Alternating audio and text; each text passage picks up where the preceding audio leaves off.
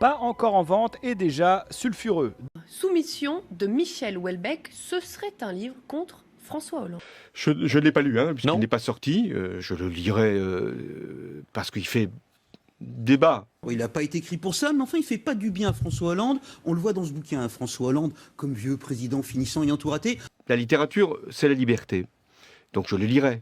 C'est quoi l'histoire de soumission? On commence à la connaître. Dans une France imaginée dans quelques années, une élection présidentielle, voit la victoire d'un candidat issu des frères musulmans, il s'agit de ça, soutenu par tous les partis politiques, contre Marine Le Pen. Très intéressant dans ce livre qui est un livre fiction, mais qui est un livre d'une fiction qui pourrait un jour devenir après tout réalité, comme l'explique M. Houellebecq. C'est surtout la manière dont il décrit le comportement de l'UMP et du PS. Houellebecq appuie là où ça fait très mal. Passionnant, effrayant, très Houellebecquien. Michel Houellebecq, c'est un homme qui a le goût de la provocation et des paradoxes et des sujets épineux. Maintenant, j'entends déjà des gens qui disent « Ah, c'est Éric Zemmour, ah, c'est Renaud Camus, ah, c'est Richard Millet ». Je dis « C'est faux ».